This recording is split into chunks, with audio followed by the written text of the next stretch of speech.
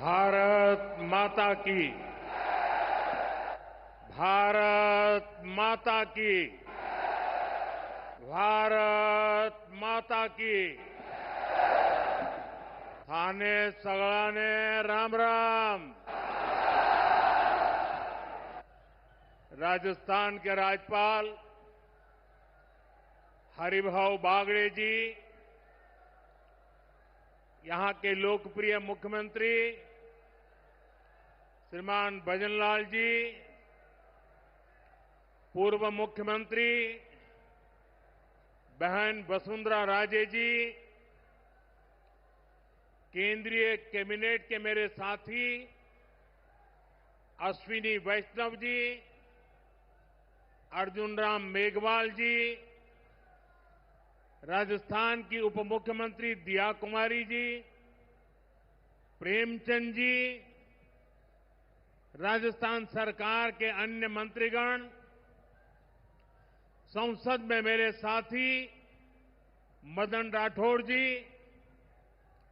अन्य सांसद और विधायकगण और मेरे प्यारे भाई और बहनों,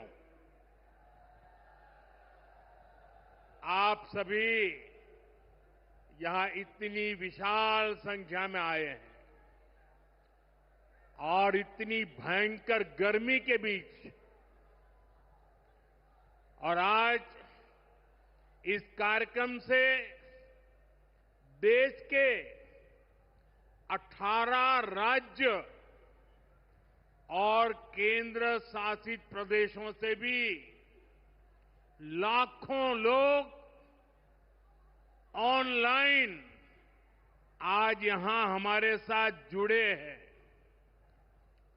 अनेक राज्यों के राज्यपाल, मुख्यमंत्री, लेफ्टिनेंट गवर्नर, अन्य जनप्रतिनिधि आज हमारे साथ हैं। मैं देश भर से जुड़े सभी महानुभावों का, जनता जनार्दन का अभिनंदन करता हूं।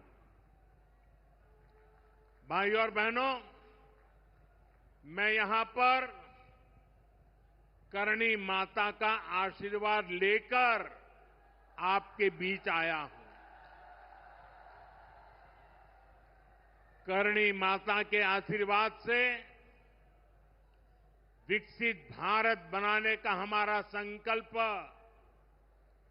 और मजबूत हो रहा है।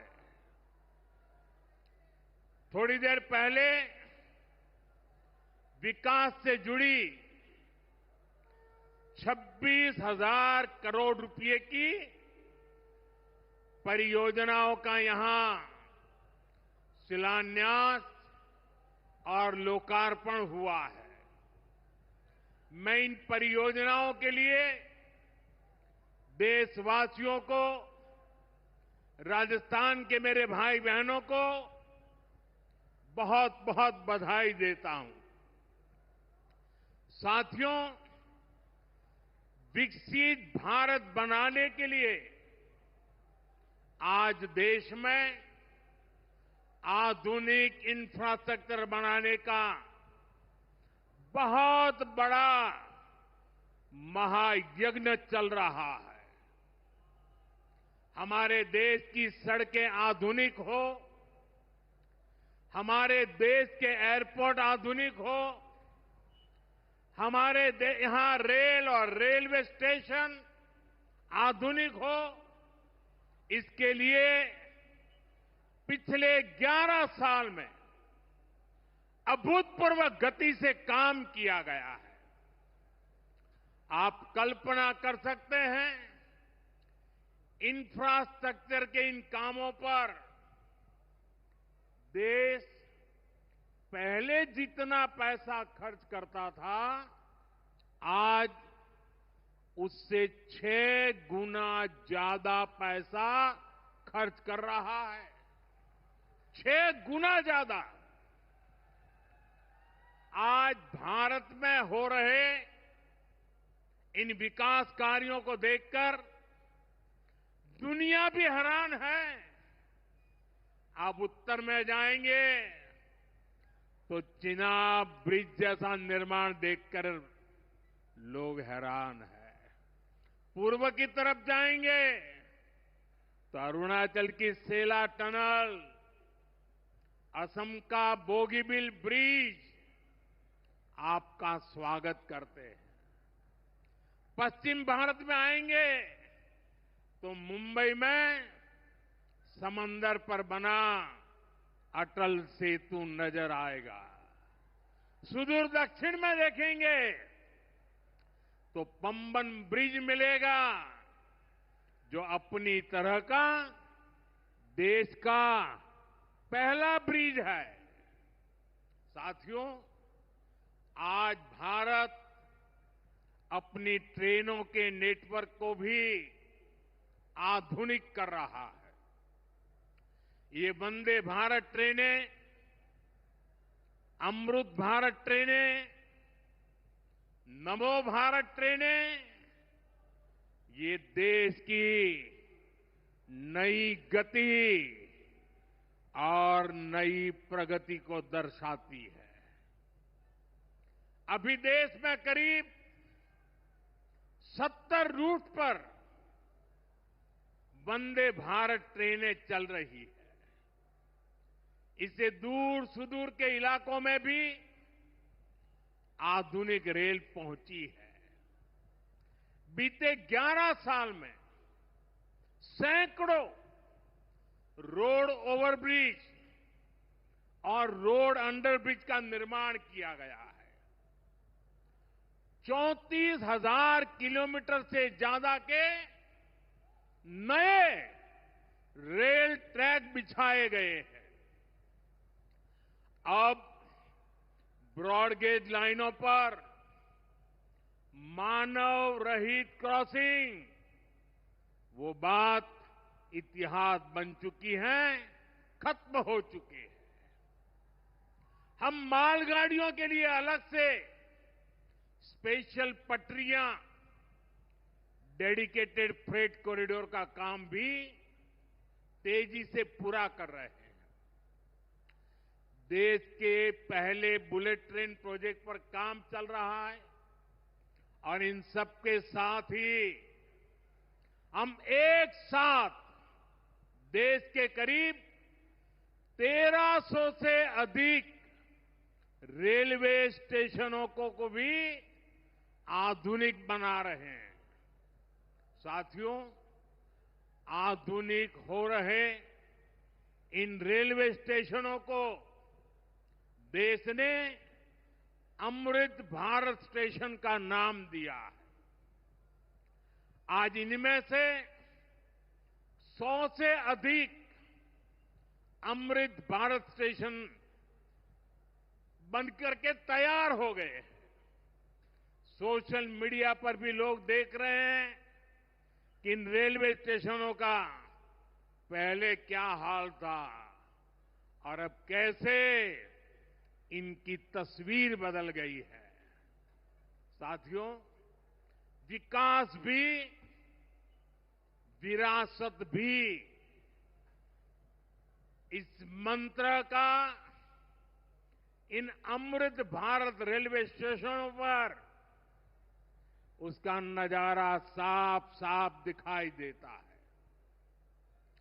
ये स्थानीय कला और संस्कृति के भी नए प्रतीक है। जैसे राजस्थान के मांडलगढ़ रेलवे स्टेशन पर महान राजस्थानी कला संस्कृति के दर्शन होंगी। बिहार के थावे स्टेशन पर मां थावे वाली के पावन मंदिर और मधुबनी चित्रकला को दर्शाया गया है। मध्य प्रदेश के ओरछा रेलवे स्टेशन पर आपको भगवान राम की आभा का एहसास होगा। श्रीरंगम स्टेशन का डिजाइन भगवान श्री रंगनाथ स्वामी जी के मंदिर से प्रेरित है। गुजरात का डाकोर स्टेशन रणछोड़राय जी से प्रेरित है। तिरुवन्नामलई स्टेशन द्राविड़ वास्तुकला के अनुसार डिजाइन किया गया है। बेगमपट स्टेशन पर आपको काकतीय साम्राज्य के समय का आर्किटेक्चर देखने को मिलेगा। यानी हर अमृत स्टेशन पर आपको भारत की हजारों साल पुरानी विरासत के दर्शन भी होंगे। ये स्टेशन हर राज्य में टूरिज्म को भी बढ़ावा देने के माध्यम बनेंगे, नौजवानों को रोजगार के नए मौके देंगे और मैं उन शहर के नागरिकों को, रेलवे में यात्रा करने वाले पैसेंजर से प्रार्थना करूंगा, ये सारी संपत्ति के मालिक आप हैं। कभी भी वहां गंदगी न हो, इस संपत्ति का नुकसान न हो, क्योंकि आप उसके मालिक हैं। साथियों, इंफ्रास्ट्रक्चर बनाने के लिए जो पैसा सरकार खर्च करती है, वो रोजगार भी बनाता है, व्यापार कारोबार भी बढ़ाता है।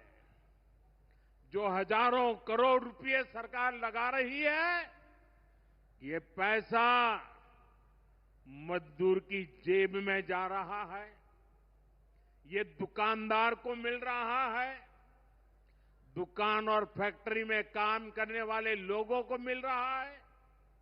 रेत, बजरी, सीमेंट, ये सारी चीजें ढोने वाले ट्रक, टेम्पो चलाने वालों को भी इससे फायदा होता है। और जब ये इंफ्रास्ट्रक्चर बनकर तैयार हो जाता है, तो फिर अनेक गुना और फायदे होते हैं। किसान की उपज कम कीमत में बाजार तक पहुंचती है, वेस्टेज कम होती है, जहां सड़कें अच्छी होती हैं, नई ट्रेनें पहुंचती हैं, वहां नए उद्योग लगते हैं, पर्यटन को बहुत बढ़ावा मिलता है। यानी इंफ्रास्ट्रक्चर पर लगने वाले पैसे से हर परिवार का, खास तौर पर हमारे नौजवानों का सबसे अधिक फायदा होता है। साथियों, इंफ्रास्ट्रक्चर पर जो काम हो रहा है, उसका हमारे राजस्थान को भी बड़ा लाभ मिल रहा है। आज राजस्थान के गांव-गांव में अच्छी सड़कें बन रही हैं, बॉर्डर के इलाकों में भी शानदार सड़कें बन रही हैं। इसके लिए बीते 11 साल में अकेले राजस्थान में करीब 70,000 करोड़ रुपए खर्च किए गए हैं। राजस्थान में रेलवे के विकास के लिए भी केंद्र सरकार इस साल करीब 10,000 करोड़ रुपए खर्च करने जा रही है। ये 2014 से पहले की तुलना में 15 गुना अधिक है। अभी थोड़ी देर पहले ही यहां से मुंबई के लिए एक नई ट्रेन को हरी झंडी दिखाई गई है।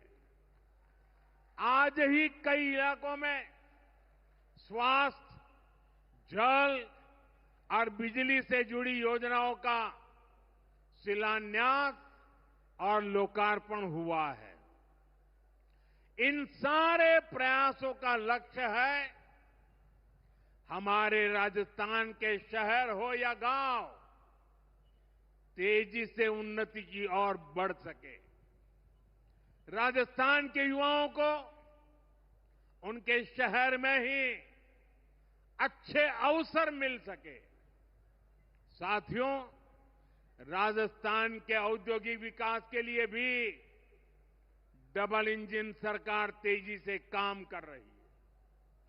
अलग अलग सेक्टर्स के लिए यहां भजनलाल जी की सरकार ने नई औद्योगिक नीतियां जारी की है। बीकानेर को भी इन नई नीतियों का लाभ मिलेगा। और आप तो जानते हैं, जब बीकानेर की बात आती है तो बीकानेरी भुजिया का स्वाद,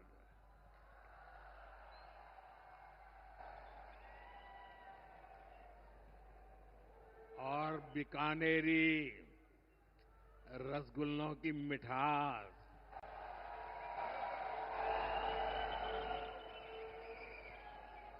विश्व भर में अपनी पहचान बनाएगी भी और बढ़ाएगी भी। राजस्थान की रिफाइनरी का काम भी अंतिम चरण में है। इससे राजस्थान पेट्रोलियम आधारित उद्योगों का प्रमुख हब बनेगा। अमृतसर से जामनगर तक जो 6 लेन का इकोनॉमिक कॉरिडोर बन रहा है, वो राजस्थान में श्रीगंगानगर, हनुमानगढ़, बीकानेर, जोधपुर, बाड़मेर और जालोर से गुजर रहा है। दिल्ली मुंबई एक्सप्रेसवे का काम भी राजस्थान में लगभग पूरा हो गया है। कनेक्टिविटी का ये अभियान राजस्थान में औद्योगिक विकास को नई ऊंचाई पर ले जाएगा। साथियों, राजस्थान में पीएम सूर्यघर मुफ्त बिजली योजना भी तेजी से आगे बढ़ रही है। इस योजना से राजस्थान के 40,000 से ज्यादा लोग जुड़ चुके हैं। इससे लोगों का बिजली बिल 0 हुआ है और लोगों को सोलर बिजली पैदा करके कमाई का नया रास्ता भी मिला है। आज यहां बिजली से जुड़े कई प्रोजेक्ट का शिलान्यास और लोकार्पण हुआ है। इनसे भी राजस्थान को और ज्यादा बिजली मिलेगी। बिजली का बढ़ता उत्पादन भी राजस्थान में औद्योगिक विकास को नई गति दे रहा है। साथियों, राजस्थान की ये भूमि रेत के मैदान में हरियाली लाने वाले महाराजा गंगा सिंह जी की भूमि है। हमारे लिए पानी का क्या महत्व है, यह इस क्षेत्र से बेहतर भला कौन जानता है।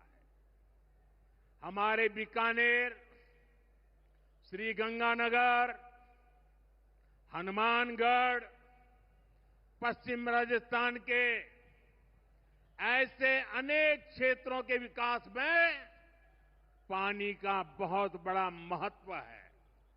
इसलिए एक तरफ हम सिंचाई परियोजनाओं को पूरा कर रहे हैं और साथ ही नदियों को जोड़ रहे हैं। पार्वती, काली सिंध, चंबल लिंक परियोजना से राजस्थान के अनेक जिलों को लाभ होगा। यहां की धरती, यहां के किसानों को फायदा होगा। साथियों,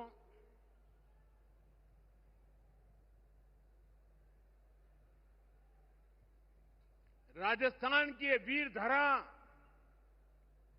हमें सिखाती है कि देश और देशवासियों से बड़ा और कुछ नहीं। 22 अप्रैल को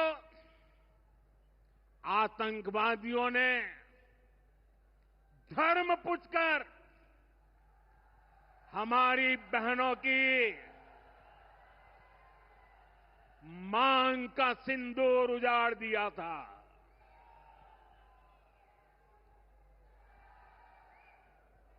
वो गोलियां पहलगाम में चली थी, लेकिन उन गोलियों से 140 करोड़ देशवासियों का सीना छलनी हुआ था।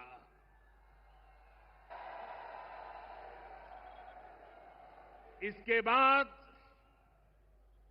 हर देशवासी ने एकजुट होकर संकल्प लिया था कि आतंकवादियों को मिट्टी में मिला देंगे, उन्हें कल्पना से भी बड़ी सजा देंगे। आज आपके आशीर्वाद से, देश की सेना के शौर्य से हम सब उस प्रण पर खरे उतरे हैं। हमारी सरकार ने तीनों सेनाओं को खुली छूट दे दी थी।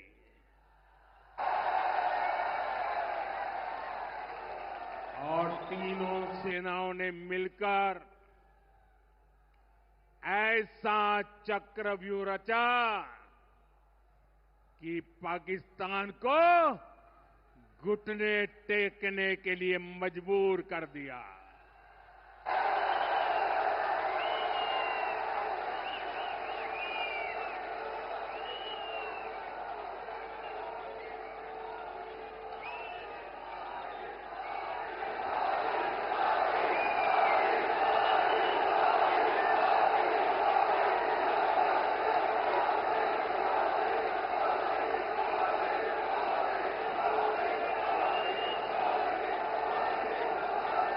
साथियों,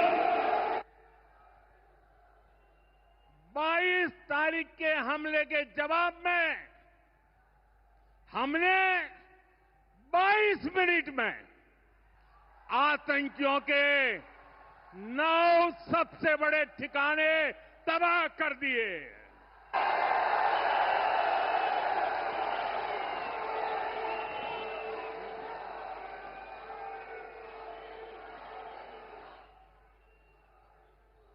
दुनिया ने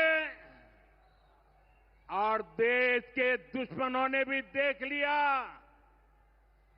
कि जब सिंदूर बारूद बन जाता है तो नतीजा क्या होता है।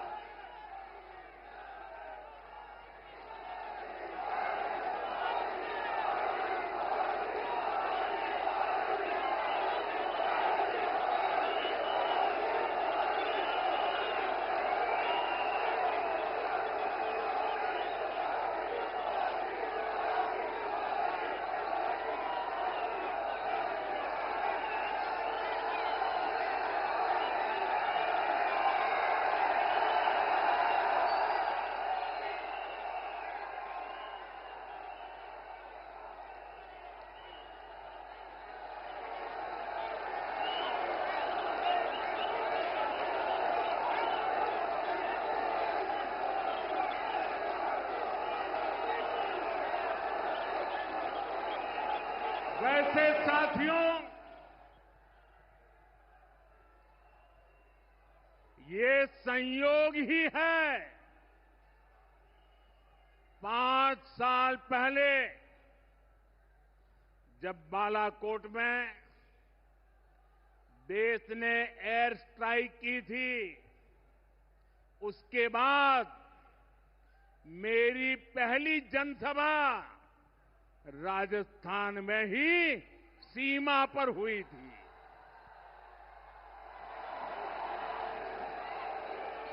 वीर भूमि का ही ये तप है कि ऐसा संयोग बन जाता है।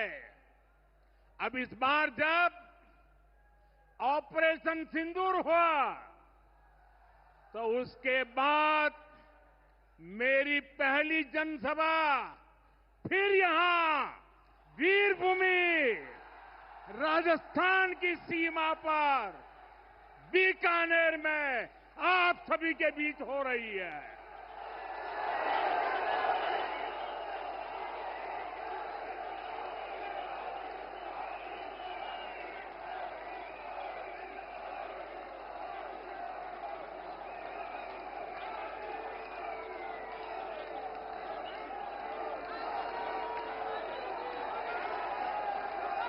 साथियों,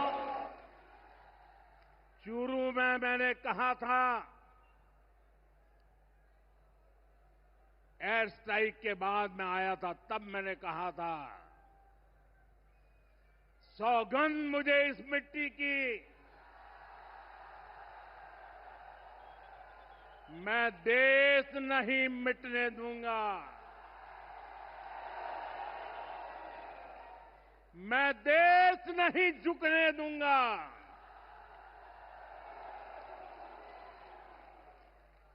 आज मैं राजस्थान की धरती से देशवासियों से बड़ी नम्रता के साथ कहना चाहता हूं, मैं देश के कोने कोने में जो तिरंगा यात्राओं का हुजूम चल रहा है,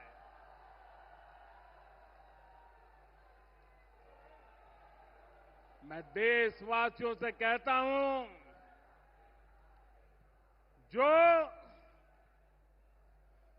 जो सिंदूर मिटाने निकले थे, जो सिंदूर मिटाने निकले थे, उन्हें मिट्टी में मिलाया है।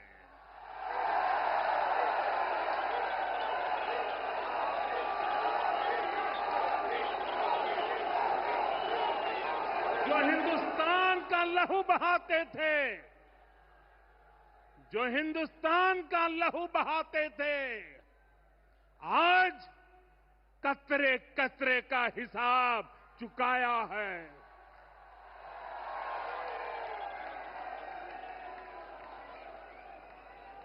जो सोचते थे भारत चुप रहेगा, आज वो घरों में डूब डूब के पड़े हैं।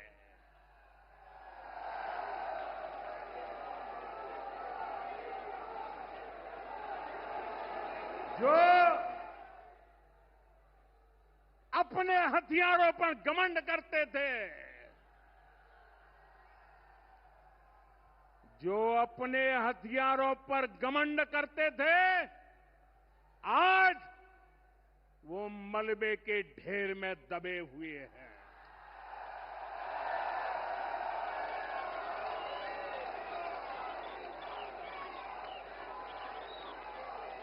मेरे प्यारे देशवासियों, ये शोध प्रतिशोध का खेल नहीं, ये शोध प्रतिशोध का खेल नहीं, ये न्याय का नया स्वरूप है।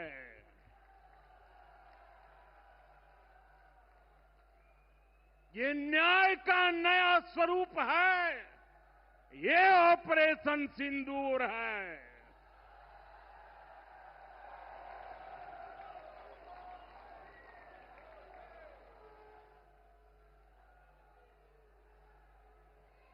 ये सिर्फ आक्रोश नहीं है, ये सिर्फ आक्रोश नहीं है, ये समर्थ भारत का रौद्र रूप है। ये भारत का नया स्वरूप है।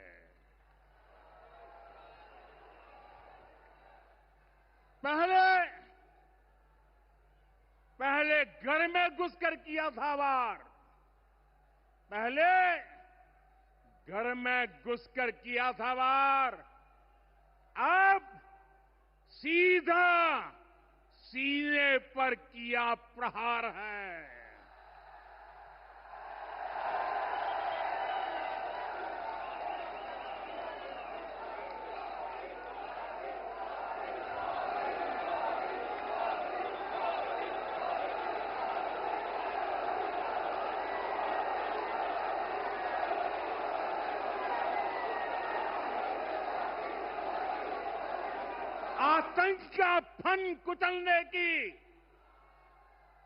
आतंक का फन कुचलने की यही नीति है, यही रीति है, यही भारत है, नया भारत है।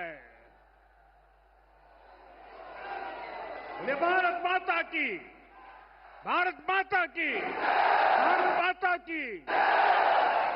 साथियों, ऑपरेशन सिंदूर ने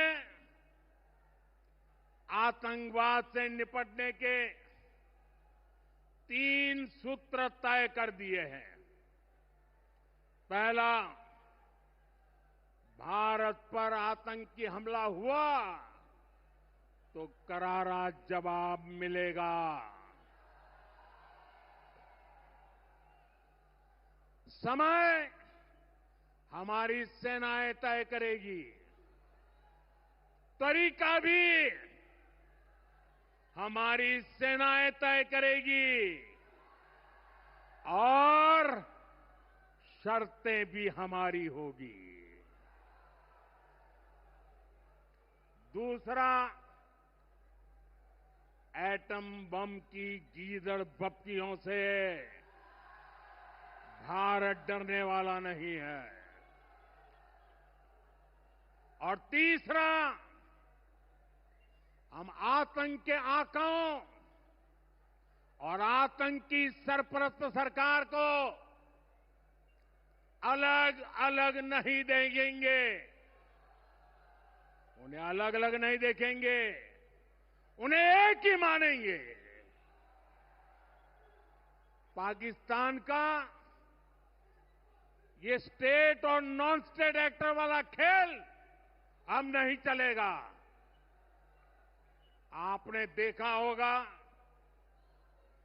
पूरी दुनिया में पाकिस्तान की पोल खोलने के लिए हमारे देश के 7 अलग अलग प्रतिनिधिमंडल पूरे विश्व भर में पहुंच रहे हैं।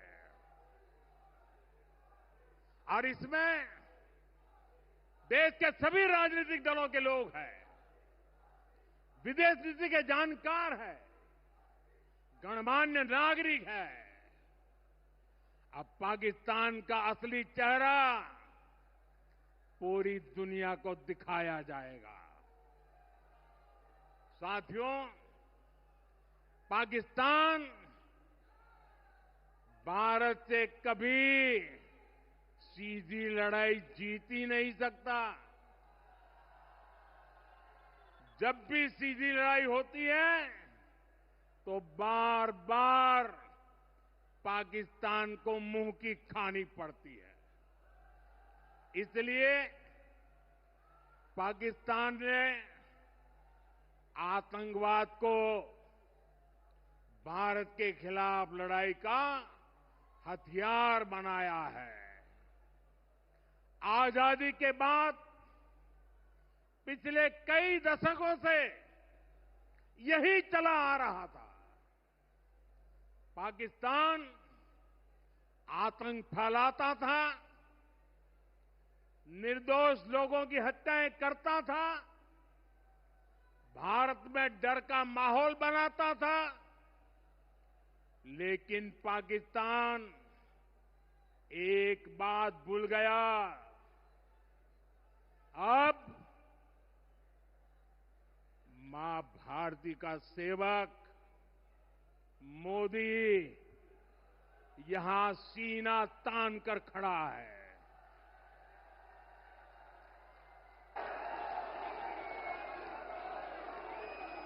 मोदी का दिमाग ठंडा है, ठंडा रहता है, लेकिन मोदी का लहू गर्म होता है।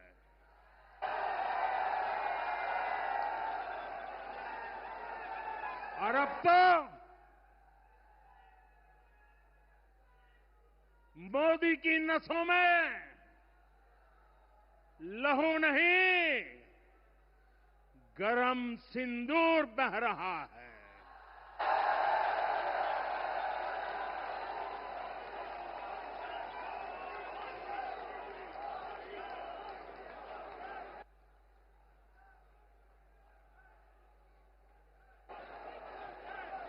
अब भारत ने दो टूक साफ कर दिया है।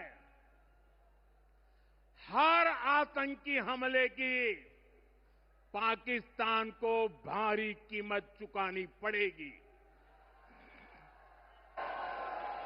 और ये कीमत पाकिस्तान की सेना चुकाएगी, पाकिस्तान की अर्थव्यवस्था चुकाएगी। साथियों, जब मैं दिल्ली से यहां आया तो बीकानेर के नाल एयरपोर्ट पर उतरा। पाकिस्तान ने इस एयरबेस को भी निशाना बनाने की कोशिश की थी, लेकिन वो इस एयरबेस को रत्ती भर भी नुकसान नहीं पहुंचा पाया। और वहीं यहां से कुछ ही दूर सीमा पार पाकिस्तान का रहीम यार खान एयरबेस है। पता नहीं आगे कब खुलेगा। आईसीयू में पड़ा है। भारत की सेना के अचूक प्रहार ने इस एयरबेस को तहस नहस कर दिया है। साथियों, पाकिस्तान के साथ न ट्रेड होगा न टॉक। अगर बात होगी तो सिर्फ पाकिस्तान के कब्जे वाले कश्मीर की, पीओके की। और अगर पाकिस्तान ने आतंकियों को एक्सपोर्ट करना जारी रखा तो उसको पाई पाई के लिए मोहताज होना होगा। पाकिस्तान को भारत के हक का पानी नहीं मिलेगा। भारतीयों के खून से खेलना पाकिस्तान को महंगा पड़ेगा। ये भारत का संकल्प है और दुनिया की कोई ताकत हमें इस संकल्प से टिका नहीं सकती है।